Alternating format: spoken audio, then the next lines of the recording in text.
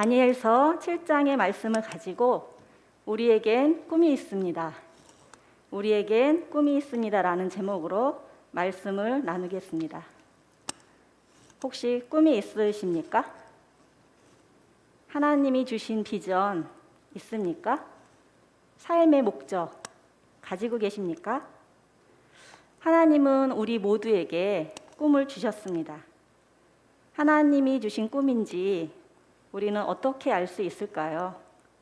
코로나 시대에 제한된 게 너무 많은데 비전을 향해서 달려갈 수 있을까요?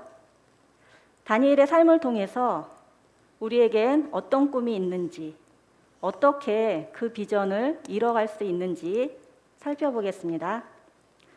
다니엘서는 총 12장으로 되어 있습니다. 오늘 7장부터는요, 분위기가 완전히 달라집니다. 12장을 딱 절반으로 나눠서 1장부터 6장까지 그 전반부는 인물 중심으로 이야기체로 되어 있다면 오늘 7장부터 12장까지는 계시, 환상입니다. 전반부가 다니엘에 관한 이야기라면 후반부는 다니엘이 직접 보고 들은 다니엘 자신의 이야기입니다. 왕들의 꿈과 사건을 해석한 다니엘이요, 이제는 본인의 환상을 이야기합니다. 그래서 앞에서의 이야기는 3인칭으로 쓰여졌다면 7장부터는 다니엘이 직접 1인칭으로 이야기를 시작합니다. 바벨론 포로 절망의 역사 속에서 벨사살의 폭정이 시작되는 그 역사의 한복판에서 하나님이 보여주시는 환상입니다. 희망이 없고 소망의 끈을 놓고 있을 때 이 작은 나라가 거대한 제국의 포로가 되어서 과연 우리가 옛 나라를 찾을 수 있을까? 우리가 고토로 돌아갈 수 있을까? 이럴 때 하나님이 주시는 위로의 말씀, 그 환상이 오늘 다니엘 7장입니다. 하나님은요, 환상을 통해서도 당신의 뜻을 알려주십니다. 인간 스스로는요, 절대로 하나님을 알 수가 없습니다. 하나님이 스스로 당신을 알려주시지 않으면 우리는 하나님을 볼 수가 없습니다. 하나님이 자신을 알려주시는 것, 이것을 계시라고 합니다. 계시에는 일반 계시와 특별 계시가 있는데요. 일반 계시는 모든 사람들에게 하나님이 자신을 알려주십니다. 자연을 통해서, 또 역사를 통해서, 또 인간 안에 있는 양심을 통해서 하나님이요, 자신을 드러내십니다. 그래서 교회를 다니지 않아도요, 아, 절대자가 있구나, 신은 존재하는구나 라고 직감할 수 있습니다. 그런데 이런 일반 계시로는 예수님을 알 수가 없습니다. 예수님의 성육신과 십자가와 부활을 모릅니다. 그러다 보니까 일반 계시를 가지고 신의 존재를 알았으면서도 참 신이 누구인지 모르는 거예요. 참 진리를 모르기에 많은 사람들이 절에 가고 또 이슬람 사원을 향해 기도하고 또 정한수를 떠놓고 소원을 비는 겁니다. 그래서 하나님께서는 특별 계시를 통해서 예수님을 드러내십니다. 성경 말씀을 통해서, 또 꿈과 환상을 통해서, 또 사람을 통해서 당신을 알려주십니다. 오늘 본문은 다니엘이 하나님께 받은 특별 계시, 환상입니다. 다니엘은 이 환상을 보고요, 근심하고 번민합니다. 왜냐하면요, 환상을 봤지만 그 환상을 해석할 수가 없었습니다. 바벨론의 왕들의 꿈과 사건을 해석했던 다니엘이요, 정작 자신이 본 환상은 무슨 뜻인지 몰라서 번민합니다. 7장에는 나오지 않지만 8장에 보시면 가브리엘 천사가 다니엘의 환상을 해석해 줍니다. 다니엘이 이 환상을 언제 봤냐면요, 우리 1절을 다시 보시겠습니다. 바벨론 벨사살 왕 원년에 다니엘이 그의 침상에서 꿈을 꾸며 머릿속으로 환상을 받고, 느부갓네살이 지나가고 벨사살 왕의 폭정이 시작되는 시점입니다. 다니엘이 한직에 물러났고 포로 생활에서 가장 어렵고 힘든 시기에 하나님께서 환상을 보여주십니다. 4마리 짐승에 대한 환상인데요. 3절을 보겠습니다. 큰 짐승 4이 바다에서 나왔는데 그 모양이 각각 다르더라. 하늘에 4 바람이요 사방에서 몰려옵니다. 그리고 바다에서 4마리 짐승이 나오는 거예요. 4 짐승은 다니엘에게 나타난 거대한 제국, 또 정치, 왕, 그런 걸 상징합니다. 이 4 제국을 다니엘서 2장과 연결해서 느부갓네살의 금신상으로 해석하는 경우도 있습니다. 그래서 4 짐승은 바벨론, 페르시아, 헬라, 로마다. 또 다른 학자들은요, 아니다, 마지막 나라는 헬라의 안티오쿠스다, 이렇게도 봅니다. 해석은 조금 다르지만 그 나라의 특징은 이렇습니다. 4절에 보시면요, 첫째는 사자와 같은데 독수리의 날개가 있더니 마지막에는 사람의 마음을 받았대요. 그러니까 사자 모양인데 독수리 날개를 가진 짐승이죠. 그런데 이 짐승이요, 사람의 마음을 가지고 있습니다. 야수성과 인간성을요 겸비한 그런 나라, 그런 왕입니다. 예레미야는요 바벨론을 가리켜서 사자라고 묘사한 적이 있습니다. 5절에 보시면요, 둘째 짐승은요 곰입니다. 둘째는 곰과 같은데 그것에게 말하는 자들이 있어 일어나서 많은 고기를 먹으라. 곰은 누군가 그 짐승에게, 곰에게 말합니다. 일어나서 많은 고기를 먹으라. 맹목적인 세계 정복을 일삼음으로 동물적인 그런 야수성을 보여주지만, 그러나 알고 봤더니 그 짐승에게 파괴와 약탈을 명령하는 명령자가 있는 겁니다. 그 뒤에 배후에 조종자가 있다는 거예요. 또 6절의 3번째 짐승은요 표범입니다. 6절에 보시면 표범과 같은 것이 있는데 그 등에는 새의 날개 4이 있고 또 머리 4이 있으며 권세를 받았더라. 3번째 짐승은 표범을 닮았는데 머리가 4개고 또 권세를 받았다라고 되어 있습니다. 아마 알렉산더 이후에 4 제국을 말하는 것 같습니다. 그런데 이 세 짐승보다 아주 강력한 4번째 짐승이 있습니다. 넷째 짐승은요, 7절에 보시면 넷째 짐승은 무섭고 놀라우며 또 매우 강하고 또 새로 된 큰 이가 있어서 먹고 부서뜨리고 그 나머지를 발로 밟으며 이 짐승은 전의 모든 짐승과 다르고 또 10뿔이 있더라. 사자, 곰, 표범과 달리 어떤 형태인지는 모르지만 이 넷째 짐승은요 아주 강력한 나라로 보입니다. 새로 된 큰 이를 또 10뿔이 있는데 그 사이에 작은 뿔이 나와가지고요 새 뿔을 잡아먹습니다. 그리고 그 뿔에는 사람의 눈 같은 눈이 있고 또 입이 있어 큰 말도 하는 거예요. 4 짐승은 4 나라 왕을 상징하는데 성경은 그들을 사람이 아니라 짐승이라고 묘사합니다. 세상에 등장하는 강력한 세력들은 서로를 대적하고 또 서로가 서로를 먹어치워버리는 짐승과 같은 모습이라는 거예요. 매우 강한 나라가 등장했나 싶은데 그 다음에 또 다른 더 강력한 나라가 등장해서 이전에 있던 나라들을 없애버립니다. 그리고 자신이야말로 온 세상의 주인이라며 권력을 휘두르는데 이것이 바로 짐승의 특징입니다.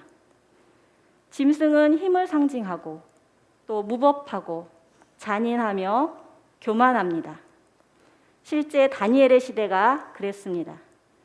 절대 권력 앞에서 연약한 백성들은 풀무불에 던져지고 사자의 밥이 되는 그런 시대였습니다.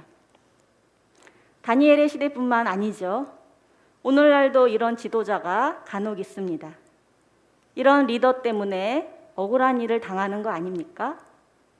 섬기는 리더가 아니라 군림하고 자기 입속을 챙기는 그런 리더들이 보입니다. 시대가 길을 잃은 것 같고 앞이 캄캄하고 악이 득세하는 시대에 하나님은 무엇을 하실까요? 왜 가만히 계실까요? 선한 사람이 고통받고 악인이 잘 사는 것이 맞나요? 하나님은 정의로운 분이실까요? 이런 질문에 대해서 하나님은 환상으로 답하십니다. 우리 9절을 보겠습니다. 9절에 보시면 내가 보니 왕자가 놓이고 옛적부터 항상 계신 이가 자정하셨는데 10절 끝부분에 보시면요. 심판을 베푸시는데 책들이 놓였더라. 땅에서는 짐승들이 득세하는데요. 하늘에서는 하나님께서 심판하고 계십니다. 이것이요 동시적으로 일어난 사건입니다. 다니엘이 땅의 환상과 하늘의 환상을 봤는데 내 짐승의 나라가 지나가고 하나님이 심판하시는 것이 아니라 짐승 같은 나라가 일어날 때마다 하나님께서는 하늘에서 그 나라를 망하게 하시고 또 짐승의 권세를 내려놓게 하시는 거예요. 그동안 다니엘은 왕들의 꿈을 해석해 주면서 하나님이 심판주이시다라고 믿었습니다. 다니엘의 이름의 뜻도 하나님이 나의 심판주이시다라는 거예요. 다니엘은 그것을 믿었는데 그 믿음의 실제를 본 거예요. 아, 하나님이 이렇게 심판하셨구나. 하늘에서는 이런 일이 일어나고 있었구나. 땅에 사는 우리는요, 하늘에서 어떤 일이 일어나는지 알 수가 없습니다. 그래서 때때로 하나님을 오해합니다. 욥도 하늘에서 어떤 일이 일어나는지 몰랐습니다. 욥은 하나님을 경외했지만 고통을 받았습니다. 왜 내가 고통을 받아야 하나? 나는 열심히 예배드리고 열심히 성경 읽고 기도했는데 욥은 모르는데요. 우리는 압니다. 우리는 욥기 1, 2장에 하늘을 우리는 보았습니다. 괜히 하나님께서 욥을 칭찬하셔가지고 사단이 틈을 타서 욥에게 해코지를 했습니다. 욥은 모릅니다. 하나님이 가르쳐 주시지 않으면 우리는 알 수가 없습니다.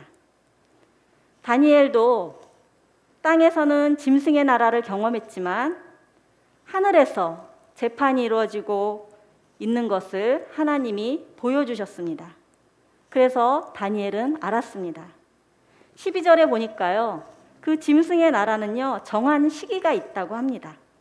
12절 제가 읽어보겠습니다. 그 남은 짐승들은 그의 권세를 빼앗겼으나 그 생명은 보존되어 정한 시기가 이르기를 기다리게 되었더라. 제국의 왕들은요. 자신의 나라와 권세가 영원할 거라고 생각했습니다. 그런데 아니었습니다. 느부갓네살 왕도 자신의 나라와 권세와 영원하기를 기원하며 금신상을 세웠습니다. 벨사살 왕도 자신의 나라와 권세가 영원할 거라고 자만했습니다. 얼마나 오만하게 행동했는지 성전 기물을 가지고 술잔으로 쓰는 등 성전 모독을 서슴지 않았습니다. 다니엘서 1장부터 6장까지요. 역사 속에서 되풀이되는 주제가 나라와 권세가 누구에게 있는가? 라는 질문입니다. 바벨론의 왕들은요. 모두 나라와 권세는 자신에게 있다고 생각했습니다. 착각이었습니다. 그들은 모두 끝이 있었고 망했습니다. 영원하지 않았습니다. 그러면 도대체 영원한 나라와 권세는 누구에게 있는가? 그 답이요. 13, 14절입니다. 다니엘서에서 너무너무 중요한 구절이라 우리 13, 14절 다 함께 읽어보겠습니다. 내가 또 시작. 내가 또 밤 환상 중에 보니 인자 같은 이가 하늘 구름을 타고 와서 옛적부터 항상 계신 이에게 나아가 그 앞으로 인도되매 그에게 권세와 영광과 나라를 주고 모든 백성과 나라들과 다른 언어를 말하는 모든 자들이 그를 섬기게 하였으니 그의 권세는 소멸되지 아니하는 영원한 권세요 그의 나라는 멸망하지 아니할 것이니라. 아멘. 짐승의 나라는 심판을 받고 망하지만 그 다음에 세워질 나라가 있는데 그 나라가 영원하다는 거예요. 짐승은 바다에서 올라오고 인자는 하늘에서 내려옵니다. 짐승은 바다에서 올라와서 사람을 억압하는데 인자는 하늘에서 내려와서 사람을 살립니다. 짐승의 왕국과 사람의 왕국에 한판 승부가 벌어지는 거예요. 어느 왕국이 이기나 인자가 이깁니다. 내 짐승의 나라가 무너지고 인자의 나라, 하나님의 나라가 세워진다는 것이 7장의 이야기입니다. 7장은요, 짐승과 사람을 대조하고 있습니다. 영원한 나라의 주인이 누군가? 인자라는 거예요. 다니엘이 말하는 인자는요, 말 그대로 사람의 아들입니다. 짐승이 아니라 사람이라는 거예요. 하나님께서 그 사람에게, 인자에게 하나님의 나라를 맡기시겠다는 거예요. 그 왕의 대관식, 그 인자, 그 사람을 왕으로 왕관을 씌워주는 그 장면이 13, 14절입니다. 인자 같은 이가 하늘 구름을 타고 옛적부터 항상 계셨던 이에게 갑니다. 왕관을 받으러 가는 거죠. 하나님께서요, 이 사람에게, 인자에게 왕관을 씌워주시고 권세와 나라를 주셨습니다. 영원한 권세와 나라입니다. 그 나라의 왕관을 씌워주는 왕의 대관식입니다. 짐승의 나라는 이제 끝이 났고 새로운 왕이 오셨습니다. 우리 아까 찬양 시간에 부른 영광의 주님 찬양하세, 이거 기억나시죠? 영광의 주님 찬양하세, 모든 영광 능력 찬송 예수님께. 이 찬양은요, 잭 헤이포드 목사님이 만든 곡입니다. 이 목사님은요, 미국 사람이에요. 미국 사람인 그가 영국에 초청을 받아서 영국 왕궁을 방문했는데요, 깜짝 놀랐습니다. 수많은 호위병들의 호위와 또 군악대 음악들이 퍼지면서 카펫을 밟고 가는 그 영국의 왕가들이 받은 그 웅장함에 너무 놀라서 경탄한 거예요. 야, 왕실의 위엄이 대단하구나. 왕가의 권위가 무게가 있구나. 그러면서 마치 만왕의 왕이요, 만유의 주님이신 예수님이 받으실 그 호위, 그것은 영국의 왕가보다 훨씬 더할 것이다, 이런 생각을 했습니다. 그 생각에 그날 밤 잠 못 이루고 기도하면서 작곡한 곡이 바로 이 찬양입니다. 하나님 나라의 왕의 대관식, 하나님께서 인자의 머리 위에 왕관을 씌워주십니다. 그 인자에게 나라와 권세와 영광을 주셨습니다. 우리가 그 나라, 영원한 하나님 나라의 백성입니다. 예수님은요, 다니엘서 7장을 많이 묵상하셨어요. 사복음서를 보면 예수님은요, 하나님 나라에 대해서 많이 말씀하셨습니다. 특별히 당신, 예수님 자신을 인자라고 소개하시는데요. 그 출처가 다니엘서 7장입니다. 예수님은 다니엘서 7장을 묵상하시면서 당신의 비전, 또 당신의 꿈을 보셨습니다. 7장에 나오는 인자는 누구인가? 세 가지로 볼 수 있습니다. 첫 번째 인자는요, 하나님 나라의 주인입니다. 이 인자의 머리 위에 왕관이 쓰여졌습니다. 인자가 왕입니다. 왜냐하면 이 인자가 그 나라를 만들었고 세웠기 때문입니다. 마가복음 10장 45절에 이런 말씀이 있습니다. 인자가 온 것은 섬김을 받으려 함이 아니라 도리어 섬기려 하고 자기 목숨을 많은 사람의 대속물로 주려 함이니라. 놀랍게도요, 예수님께서 당신 자신이 이사야 53장 고난받는 종을 표현하실 때 인자를 쓰셨고요. 또 그 인자가 지금 마가복음처럼 모든 사람의 대속물이 된다고 하셨습니다. 십자가와 부활을 통해서 하나님의 나라를 이루신다는 거예요.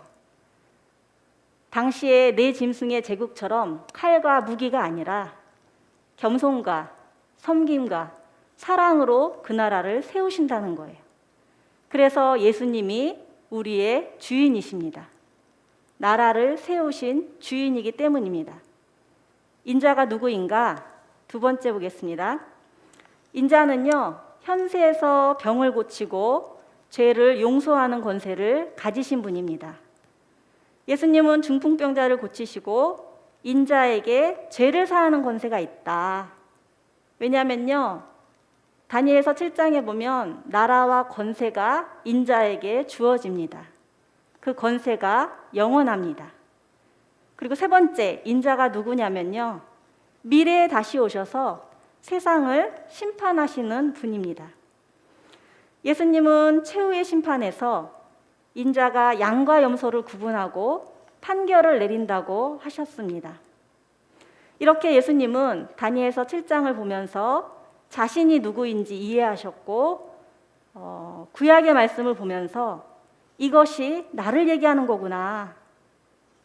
이것이 내가 가야 할 길이구나. 이것이 하나님의 꿈이었구나 생각하시고 그 길을 가셨습니다. 사도 바울도 이사야의 예언을 보면서 자신의 사명으로 알았습니다.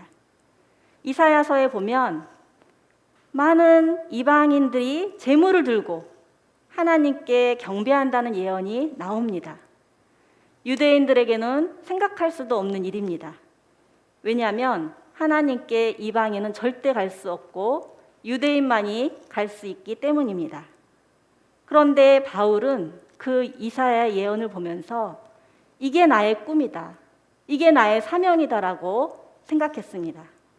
그래서 많은 사람들을 전도하고 또 그 짐승의 나라에서 억눌려 있는 그 사람들에게 진짜 신인, 참신이 있음을 가르쳐주고 자유를 주고 회복케 하는 그 나라로 들어오게 했습니다.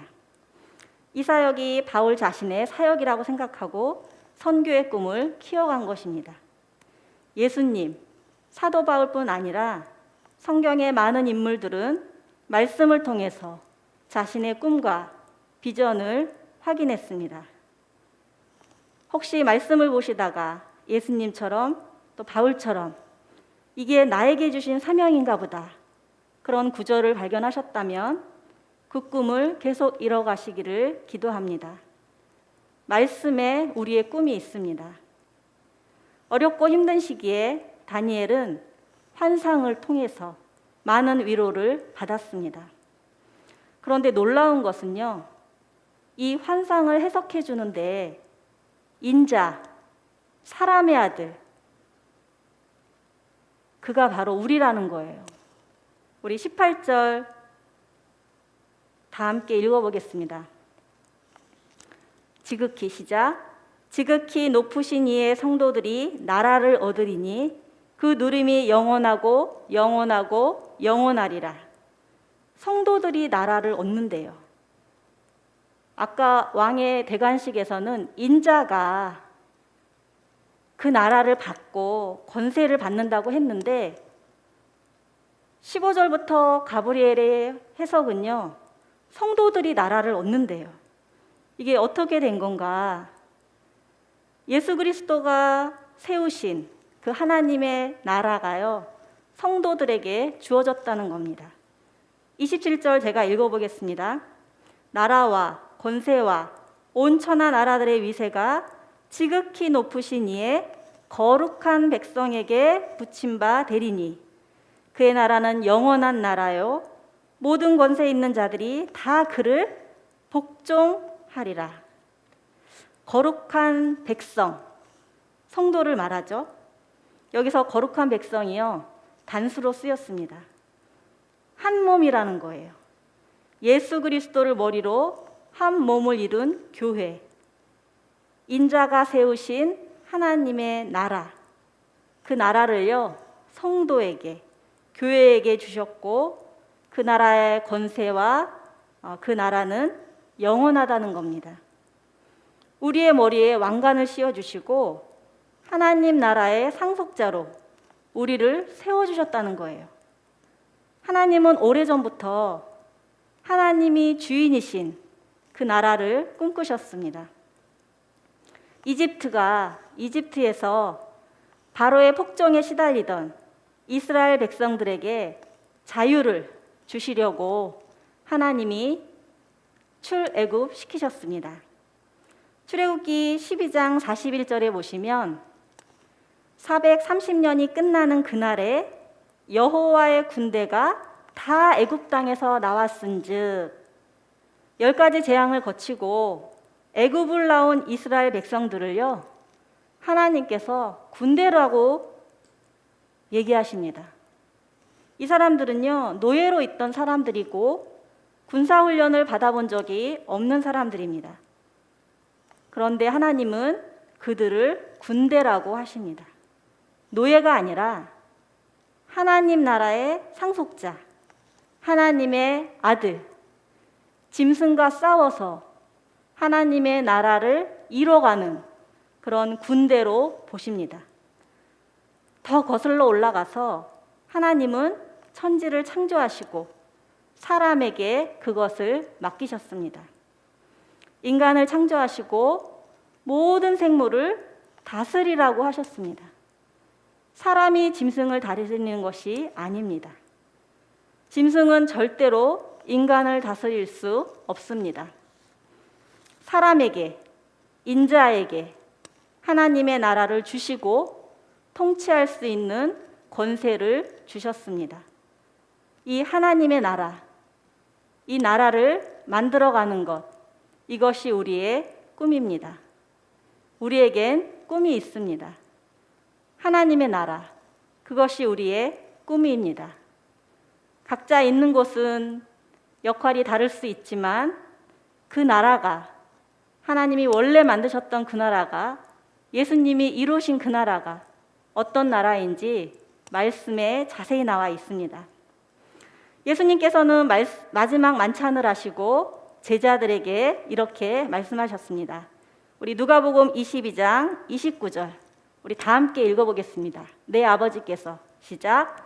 내 아버지께서 나라를 내게 맡기신 것 같이 나도 너희에게 맡겨. 예수님께서요, 십자가와 부활을 이루시고 승천하십니다. 이제 우리가 그 나라를 책임지라고 하십니다. 교회가 세상의 소망이 되라고 말씀하십니다. 어두운 세상 가운데 빛이 되라고 말씀하십니다. 사람이 무엇이라고 우리에게 그런 일을 맡기셨을까요? 시편 8편 4절에 보시면 사람이 무엇이기에 주께서 그를 생각하시며 인자가 무엇이기에 주께서 그를 돌보시나이까, 방문하신다는 거예요. 인간, 사람, 자신을 보면 조금 초라하죠. 사람이 도대체 무엇이라고, 인간이 무엇이라고, 아담, 존엄한 동시에 별 볼 일 없어 보입니다. 별 볼 일 없는 동시에 또 존엄한 존재입니다. 한 줌의 재와 같은 인간이 무엇이기에 하나님께서는 인간을 기억하실까요? 리멤버, 우리 다시 멤버가 되자. 출애굽 사건 다시 기억하자. 하나님께서 우리를 기억하시는 근거는요, 하나님이 우리를 빚으셨기 때문입니다. 내가 너 만들었어. 내가 너를 낳았어. 너는 내 아들이야. 너는 나의 형상이야. 내가 어떻게 너를 잊겠니? 하나님께서 당신의 형상, 모양대로 만든 붕어빵, 내가 너를 어찌 잊겠니? 사람이 살면서요, 가장 서글플 때가 다른 사람에 의해서 잊혀질 때입니다. 이때 하나님은요, 나를 기억하십니다. 우리를 생각하십니다. 인자가 무엇이기에 주께서 그를 돌보시나이까? 우리를 방문하시나이까? 하나님이 방문하시는 이유는요, 두 가지입니다. 심판하시거나 돌봐주시고 위로해주기 위함입니다. 우리가 하나님을 찾은 게 아닙니다. 복음은 우리가 찾은 것도 아니고 믿은 것도 아니고 하나님 앞에 가까이 간 것도 아닙니다. 그분이 먼저 찾아오시고 그분이 먼저 방문하시고 우리에게 손 내밀어 주신 겁니다. 하나님께서 우리를 방문하셔서 우리에게 꿈까지 주셨습니다. 우리는 하나님께서 우리에게 주신 꿈이 뭔지 알고 싶습니다. 하나님의 나라는 어떤 나라인가? 하나님의 역사가 나 같은 존재를 통해서 이루어지기를 소망합니다. 다니엘에게만 주신 것이 아니라 우리에게도 주셨습니다. 우리에게는 꿈이 있습니다. 그런데 내 안에 있는 꿈이 하나님이 주신 비전인지 혹시 내 욕심인지 어떻게 알 수 있을까요? 세 가지를 통해서 알 수 있습니다. 첫 번째는요, 환경, 꿈을 통해 알 수 있습니다. 하나님께서요, 자꾸 나를 그런 환경으로 몰아가세요. 우연인 줄 알았는데 상황이 허락되고 그곳에서 하나님의 마음을 보게 하십니다. 사람을 섬기게 하십니다. 애통하는 마음, 긍휼한 마음을 보여주십니다. 혹시 예기치 않는 환경에 순종하는 것도 참 좋은 마음입니다. 두 번째는요, 친구를 통해서, 사람을 통해서 말씀하십니다. 여기서 친구 특별히 기도하는 친구입니다. 기도하는 친구를 통해서 알려주십니다. 내가 다 깨닫지 못하는 것을 나도 모르는 나에 대해서 알려줍니다. 이때 마음의 문을 열어두는 것도 좋습니다. 세 번째가 가장 중요한데요. 하나님의 말씀을 통해서 알려주십니다. 환상도 좋고 예언도 좋지만 그것을 너무 맹신하면 안 됩니다. 이게 최고야. 내가 직접 계시를 받았어. 나에게 기적이 일어났어. 이런 것들은 처음에 중요한 것 같지만 나중에 문제가 생깁니다. 말씀 앞에 겸손함이 사라지고 자꾸 신비로운 것만 추구하는 경향이 나타납니다. 더 위험한 것은 모든 것을 직통계시로 가려고 하는, 그리고 말씀을 소홀히 여기게 되는 거예요. 로마 시대 사람들은요, 표적과 이적을 구했습니다. 바리새인들도요, 표적을 예수님께 구했습니다. 바리새인들이 표적을 구할 때 예수님은 탄식하시고 악하고 음란한 세대라고 책망하셨습니다. 왜냐하면 표적은 예수님을 가리키는 사인, 예수님을 가리키는 기적이거든요. 그런데 사람들은 예수님을 보지 못하고 기적에 관심이 많았던 거예요. 눈앞에 예수님이 계신데 작고 표적과 이사를 구하던 시대에 예수님께서는 얼마나 답답해 하셨을까요? 얼마나 모순입니까? 눈이 있어도 보지 못하는, 표적과 이적을 구하던 시대에 예수님께서는 사람으로서 사람의 길을 걸어가셨습니다. 이사야를 통해서, 다니엘서를 통해서 예수님 자신이 누구인지 이해하셨고 하나님의 나라를 위해서 묵묵히 걸어가셨습니다. 그 길은 십자가의 길이었습니다. 십자가의 길을 걸어간 사람, 그 사람이 하나님 나라의 꿈을 볼 수 있는 사람입니다. 말씀을 맺겠습니다. 우리에겐 꿈이 있습니다. 하나님의 나라, 그것이 우리의 꿈입니다. 다니엘서 7장은요, 바다에서 올라온 짐승의 나라가 성도를 박해하지만 천상의 인자가 나타나서 성도들과 함께 하나님의 나라를 상속받는다는 환상입니다. 우리는요, 하나님 나라의 상속자입니다. 이 상속자에게는요, 하나님을 아바, 아버지라고 부를 수 있는 특권이 주어집니다. 지금도 하나님의 나라를 꿈꾸며 살아가는 사람들이 많습니다. 우리 사진 하나 보여주실까요? 여기가 어디 같습니까? 여기가요, 성당입니다. 좀 특이하죠? 야스파의 대표 화가인 마티스가 만든 거예요. 화가인데 성당을 만들었습니다. 로사리오라는 성당인데 마티스 성당으로 더 유명합니다. 마티스는 노년에 큰 병에 걸렸습니다. 주변에서 모두 죽을 거라고 생각했습니다. 의사도 죽을 확률이 높아서 수술을 해줄 수 없다고 얘기했습니다. 그러나 마티스는 의사를 찾아가서 제발 부탁이니 2, 3년만이라도 더 살게 해달라고 매달렸습니다. 이에 의사는 대수술을 했는데요. 이게 웬일입니까? 기적같이 살아났어요. 이때 병원에 있던 간호사들이요, 마티스에게 별명을 붙여줬습니다. 부활한 사람. 왜냐하면 죽었다가 살아났다는 거예요. 이후에 마티스는 제2의 삶에 대해서 잘 몰랐는데 믿게 되었다며 마지막 자기 인생의 대작으로 이 성당을 지었습니다. 사진을 다시 한번 보여주실래요? 이 성당에 보시면 십자가와 제단, 또 그림, 스테인 글라스, 창문 모두 마티스가 디자인했습니다. 창문에 보시면 3가지 색으로 스테인 글라스를 완성했습니다.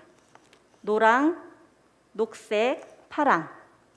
노랑은요, 하나님의 빛입니다. 녹색은 자연, 파랑은 지중해의 하늘입니다. 그는 이 성당을 통해서 많은 이들이 위로받기를 꿈꾸며 이 성당을 디자인했습니다.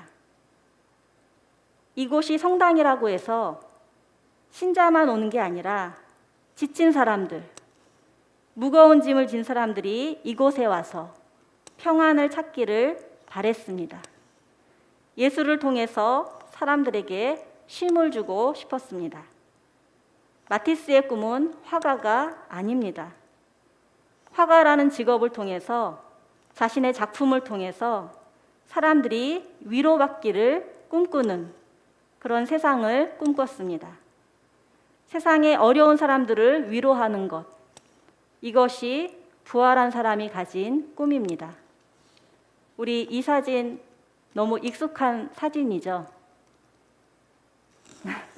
우리 뒤에 침례탕 사진입니다.